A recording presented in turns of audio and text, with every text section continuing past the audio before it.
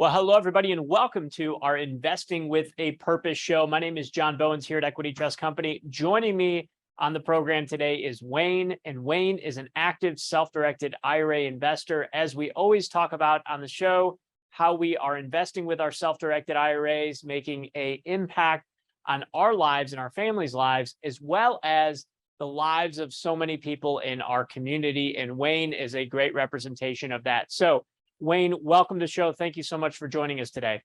Thank you, John.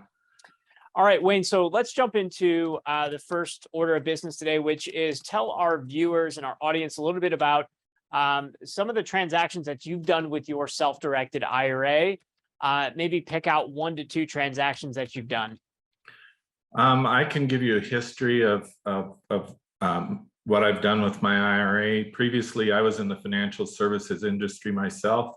I was a captive agent for a large insurance company, and we provided financial services as well as insurance. And so I was aware of the ability to use IRA money with a company like Equity Trust in order to invest in real estate. And so when I left the company a few years ago, or even before I left the company, I moved my money, which was basically in an annuity, into a self-directed IRA.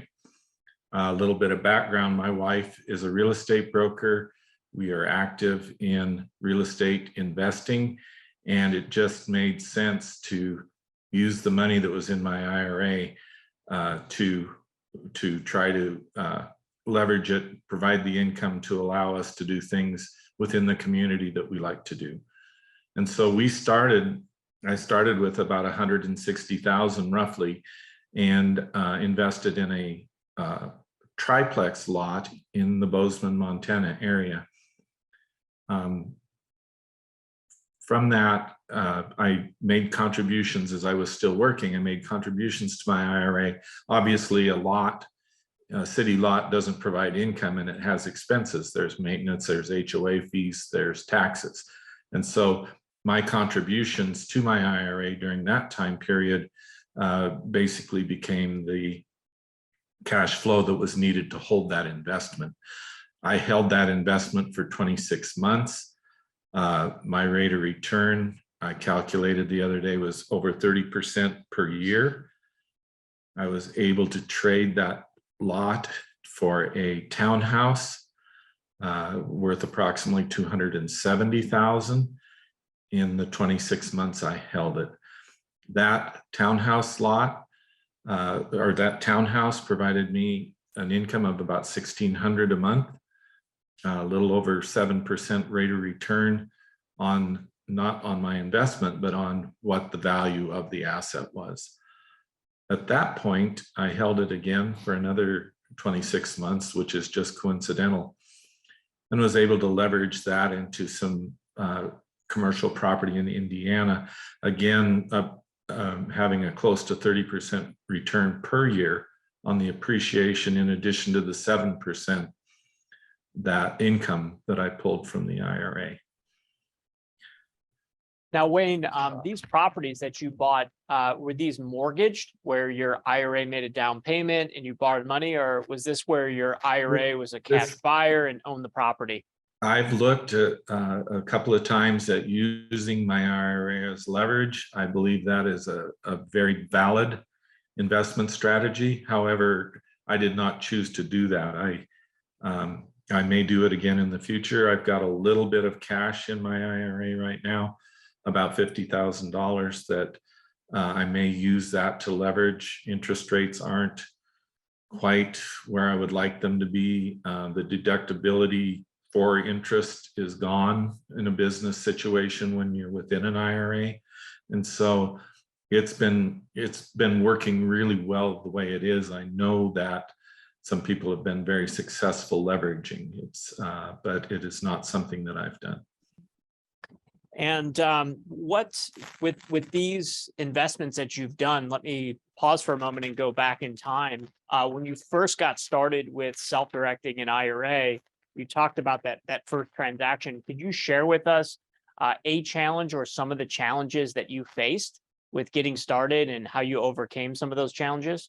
Yeah, absolutely. You know, when you start, it happens a little slower than you would like sometimes. And what I mean by that is when you decide to purchase a piece of real estate, I was waiting for my IRA money to come from the previous custodian into equity trust. And so it makes it real hard to put earnest money down, because ideally that money would come from your IRA and equity trust. And so there's some things that have to go on there to lock the property up until you can close. And we were able to close on time.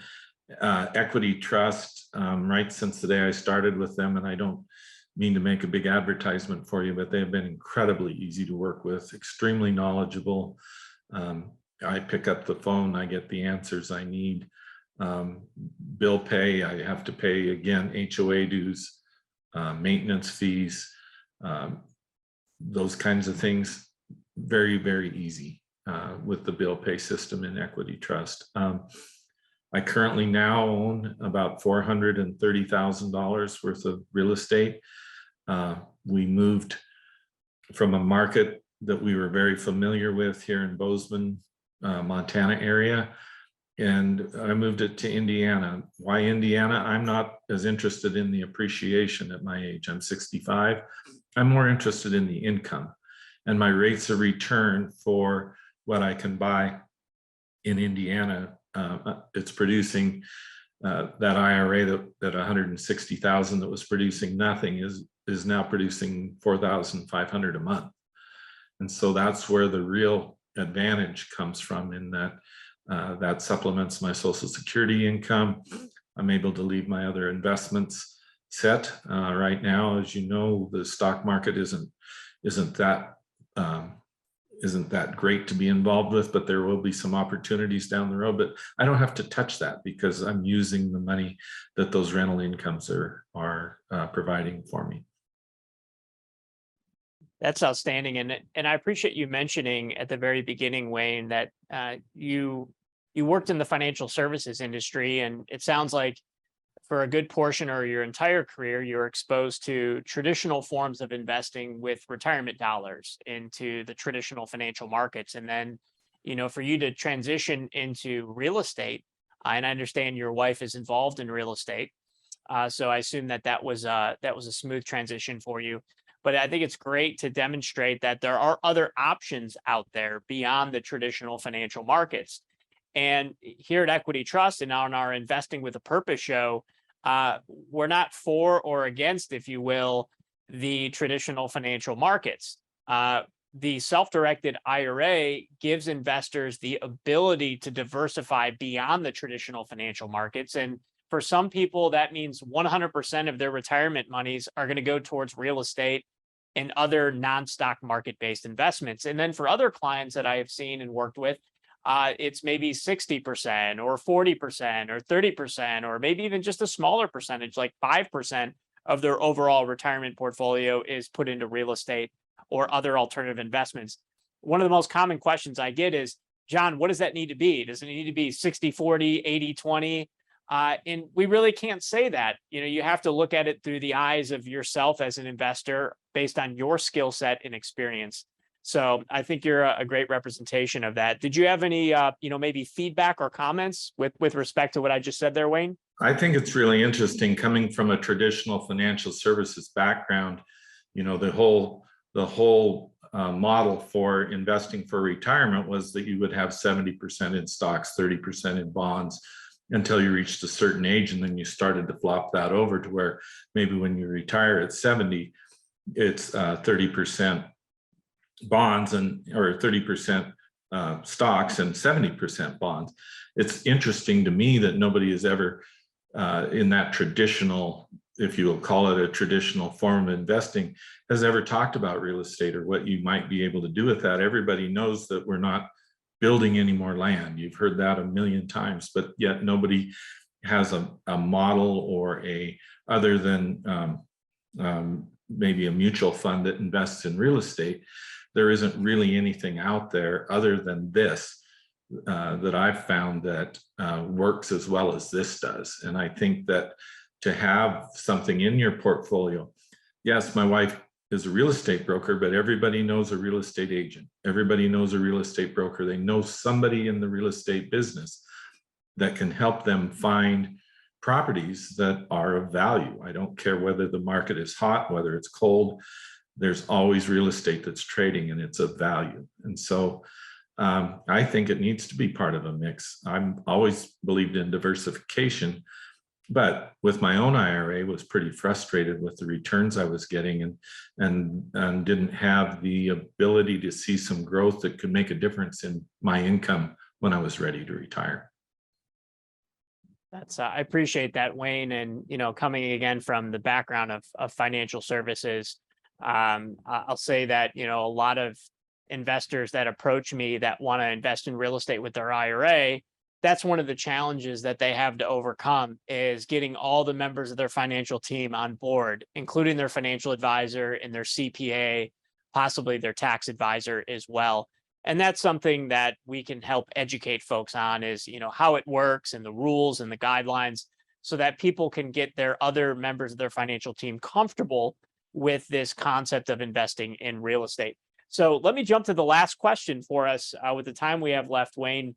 And that is, what does this type of investing enable you to do? You shared, before we hit record, you shared with me about some of the I think, incredible things that you're doing in the community from a charity perspective. What does this self-directed IRA investing enable you to do in your retirement years now? Well, I think it's safe to say that with adequate income, I'm not a big I'm not a big government person. I don't believe in big government. I believe in individuals and communities and churches helping individuals to do what needs to be done to make their lives better. And so by having adequate income, people say, well, you have money, but well, if you have money, that gives you the ability to do the right thing. And I think that going from zero income in an IRA to over $4,500 a month gives me the ability. It's not my only retirement income, but it gives me the ability to, when people call or when we're approached, or if there's projects that we're interested in or causes that we want to put our efforts behind, we've got the financial ability to do that. That's outstanding. Well, we appreciate it, Wayne, spending time today, jumping on this call and sharing with our viewers some of the ways that you invest with your self-directed IRA, some of the tactics and the philosophy behind why you're doing what you're doing. And keep doing great things in your community there in Indiana. And until the next show, for everybody, keep leveraging compounding interest in the absence of taxation. Thank you.